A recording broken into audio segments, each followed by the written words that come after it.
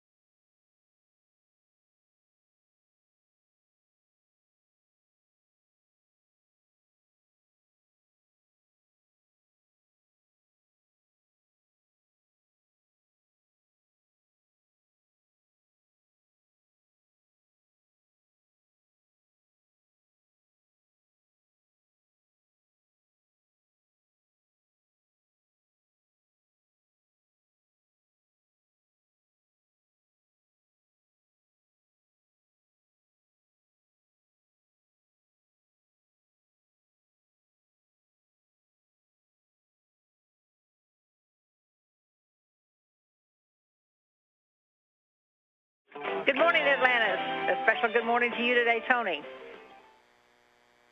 And good morning, Houston.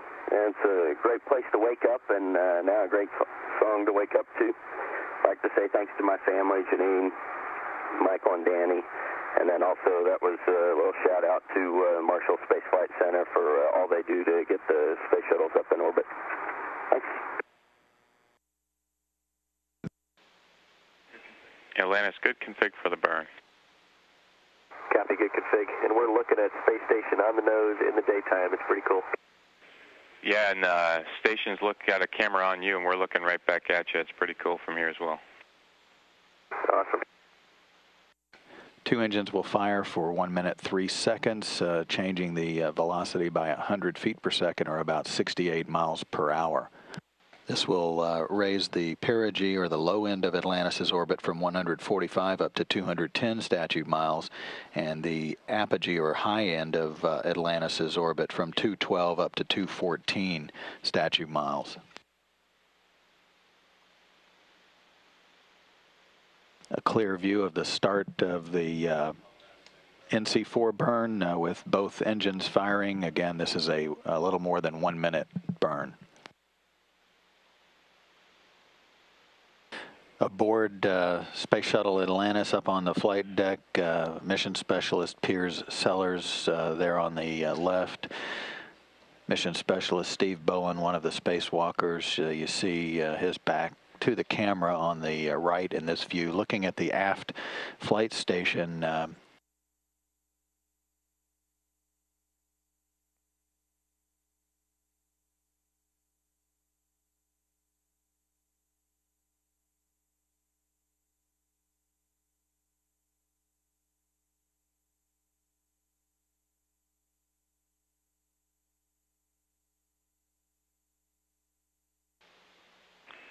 Atlantis, good config for the burn.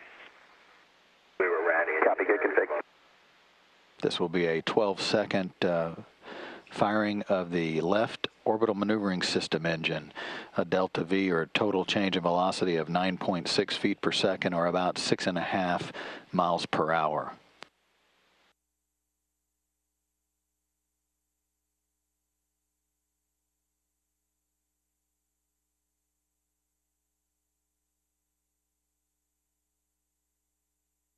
Good burn, Atlantis.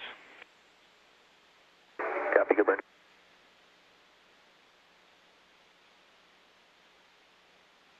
First views using the sequential still photo imagery from Space Shuttle Atlantis of the International Space Station. The current range is just under 39,000 feet. about 7.5 statute miles away. The space shuttle and the space station should be moving into an orbital sunrise as they approach the upper central coastline of Chile.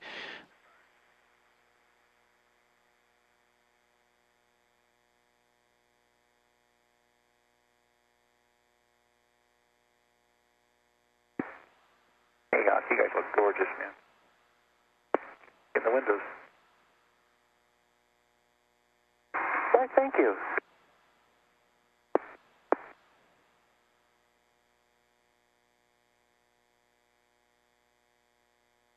The International Space Station, a still image taken from Space Shuttle Atlantis, the range 2,600 feet.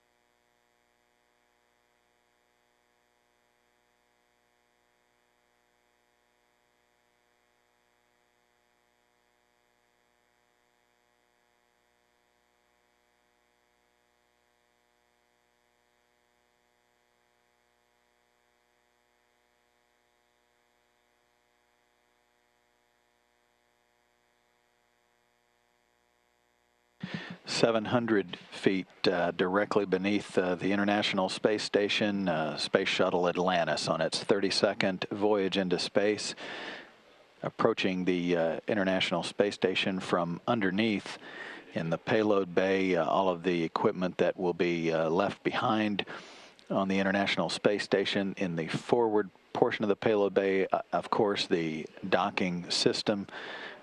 And next is the integrated cargo carrier housing a new space-to-ground antenna, and the 6 batteries that will be swapped, the new ones for the existing batteries on the P6 truss element of the station. In the back end, the Russian mini research module, Rassvet, the Russian word for dawn.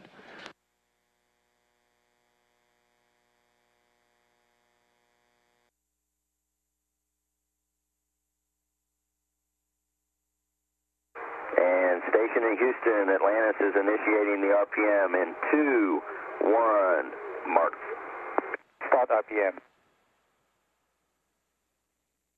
The R-bar pitch maneuver underway under control and command of Shuttle Commander Ken Ham.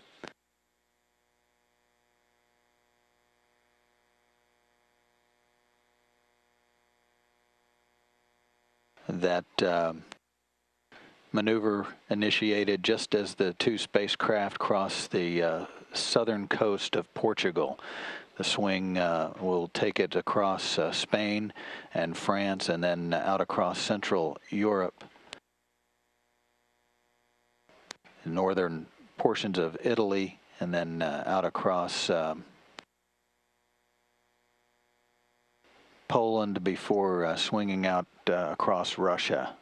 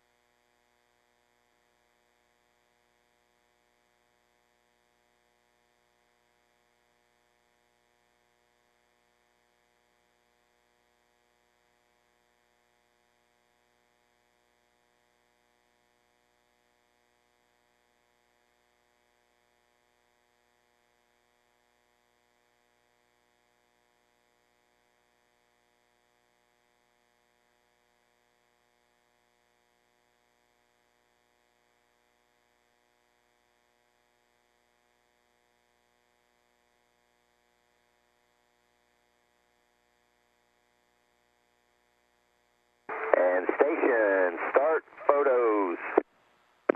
Copy. Start bottom side. Station crew given the go to start the photos. They're conducting the photography across the entire underside of Atlantis's thermal protection system.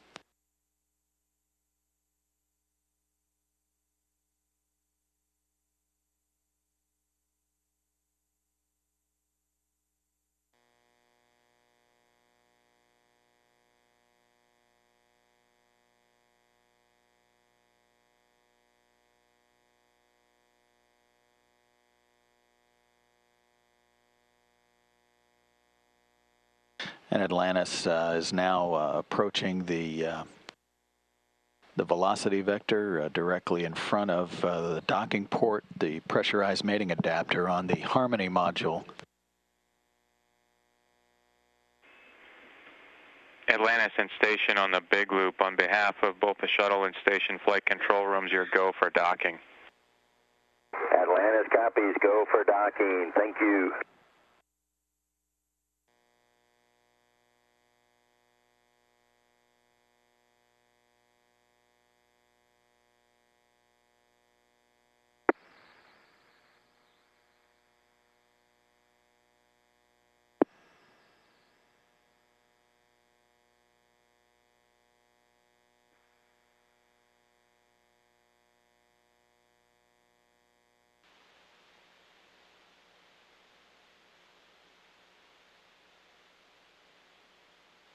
Ten feet.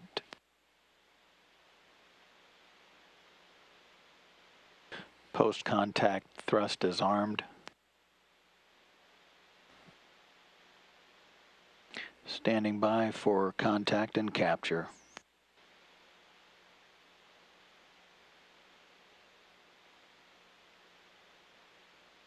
Houston and station capture confirmed.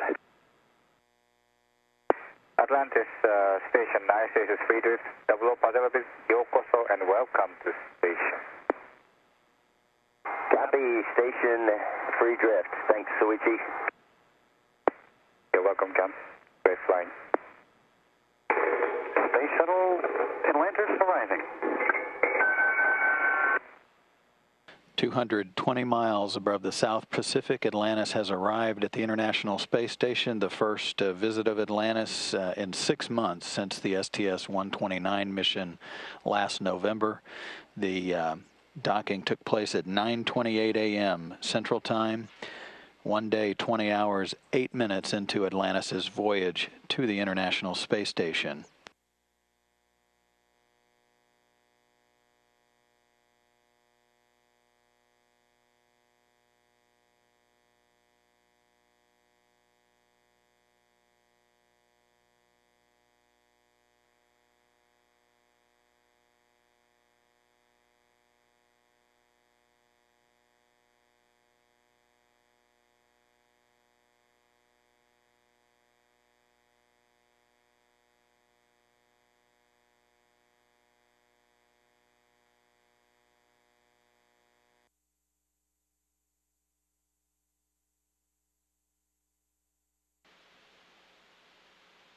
This is Mission Control Houston. The hatches between the two spacecraft now open, 11:18 a.m. Central Time, 1 day, 21 hours, 58 minutes into Atlantis's mission. The official joint operations between Atlantis and the International Space Station begins. The complex orbiting 212 miles above the upper northeastern portion of the Pacific Ocean as Atlantis and the International Space Station track off the coast of Ecuador, just about to fly high above Panama and the Gulf of Mexico.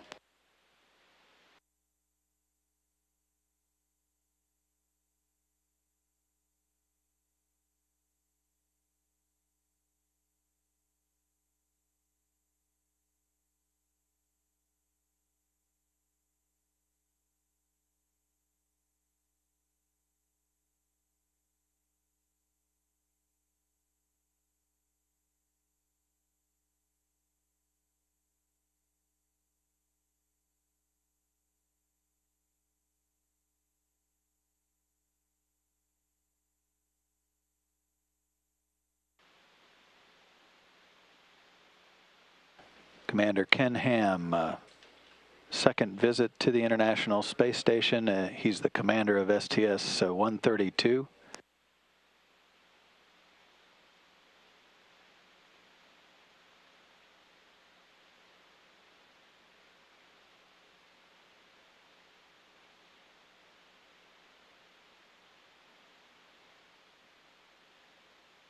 Next is Michael Good, his first visit to the International Space Station, his second mission in space. He flew aboard Atlantis a year ago this month as part of the Hubble Space Telescope servicing mission crew on STS-125. Garrett Reisman, an Expedition 1617 crew member, very familiar with the International Space Station. His second visit to the complex. Behind him, pilot Tony Antonelli. He flew as part of the STS-119 crew.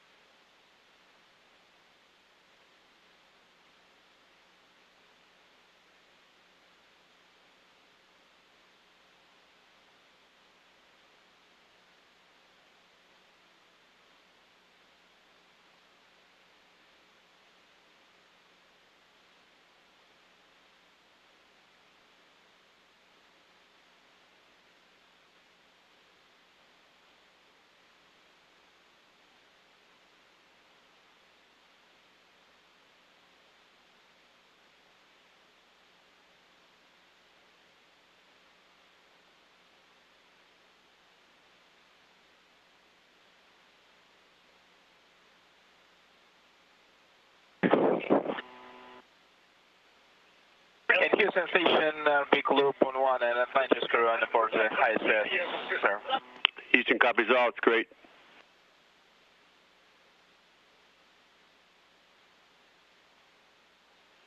And again, it's our pleasure to welcome them and to see them here, and so really glad, and so that's really big event for us, and bringing us a new Russian module to station.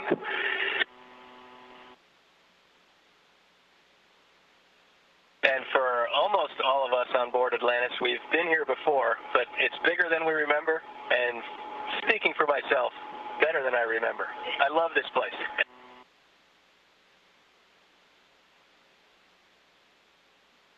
Slugger, and we'll start with Jam plane there. With Jam, we go to Columbus and forward to the station. And I touch the Russian side very slightly, just to show the general aspects of the Russian segment. And again, you're always welcome to Russian segment. Whenever you want to use the Russian videos to take a picture if you need, so feel free to. Then we want one exception. We really want to see the Soyuz take its seats in the Soyuz. Ask me or Sasha, and anytime we have to grab you to show everything. You know, the Soyuz is actually there's one button activation, so that's. And same for you. If you want to come over to the mid-deck, please come over anytime you want. And for the flight deck, just make sure one of us is around. Okay. Any one of us is great.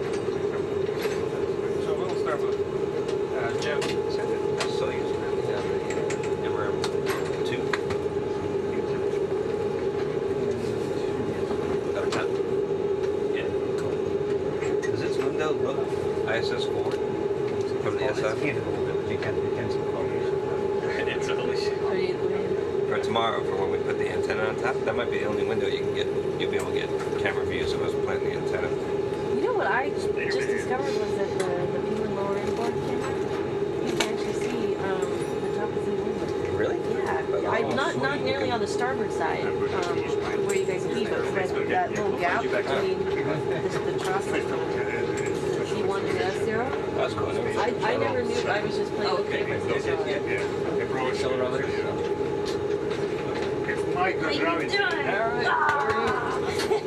All right. The robotics officer inside the space station flight control room is confirming that the integrated cargo carrier is now being lifted out of Atlantis' payload bay. The retention latches that held it down inside have been released. So the station's arm is now in control of lifting that out and flying it over to where it will shortly be installed on the mobile base structure. This cargo carrier has spare parts on both the front and the back side of it. On the back side are the batteries that will be installed on the second and the third spacewalk of this mission. On the front side is the spare space-to-ground antenna, which you can see extremely visibly there. Along with it is its boom that it will be installed upon. There's also a brand new work site for the Dexter robotic system that is also there. It has 3 different sides on it that Dexter can basically stand on top of and use the different sides to store the different parts that it's working on so that it can free up its arms and continue its work.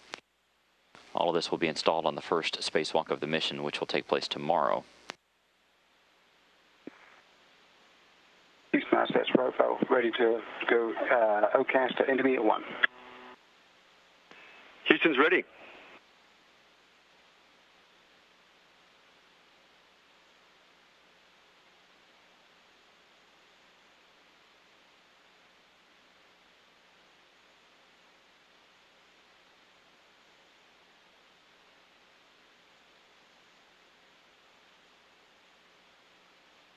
And there at the top left-hand corner of the screen, you can see the spare space-to-ground antenna. That is its boom that is laying there from left to right at the very bottom of this cargo pallet. That space-to-ground antenna is about 6 feet by 6 feet wide, just to give you a sense of exactly how big it is. As the station's robotic arm continues to move this cargo pallet up toward the mobile base structure, the station and the shuttle are currently over the Pacific Ocean. They're heading toward the northeast. They'll soon be crossing the western edge of Mexico and crossing out over parts of New Mexico and Texas, and then continuing to head toward the northeast up over Canada.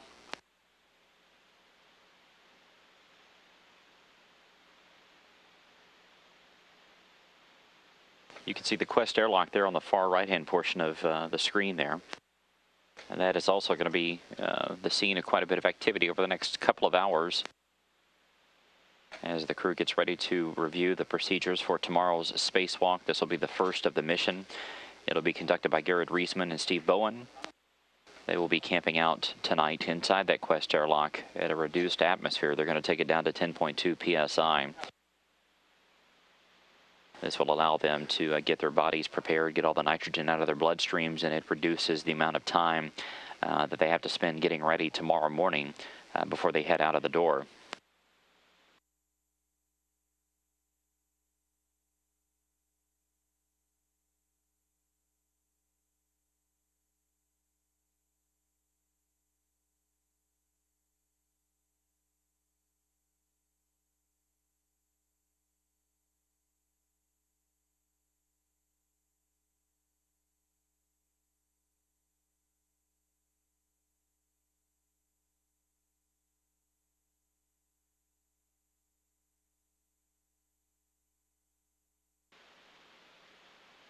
The robotics officer inside the space station flight control room is confirming that the arm with this integrated cargo carrier on the end of it is at the pre-install position.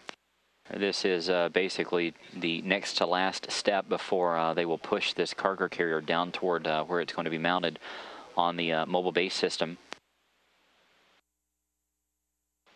In this view, you can see the Dexter robot there at the top center part of your screen.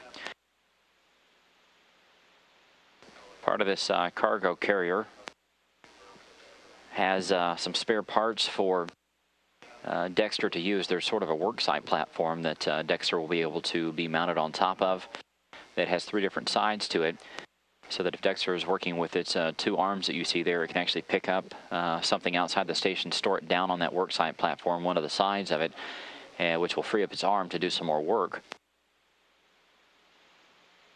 Rovo going into maneuver to the grapple. We copy, Piers. We're ready. The crew is steadily working to get this integrated cargo carrier successfully installed on the mobile base system. There's a payload attachment point on there that this will be mounted on. Houston, Station 1 for SSRMS. We show ourselves at the end of step 11.2.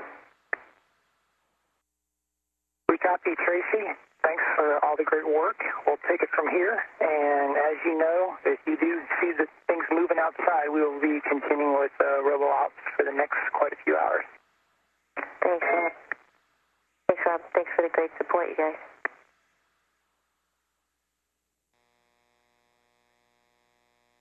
Once they get a verification that this cargo carrier is adequately attached to this payload attachment point on the outside of the station's arm will be released and will back away from it. and its job will be wrapped up for the day.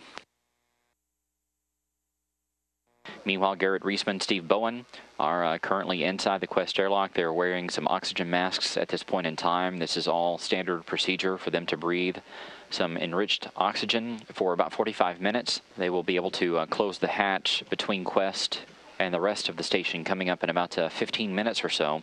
And then once that is done, they will reduce the pressure inside Quest from 14.4, where it's at right now, down to 10.2 psi, and that is where it will stay overnight.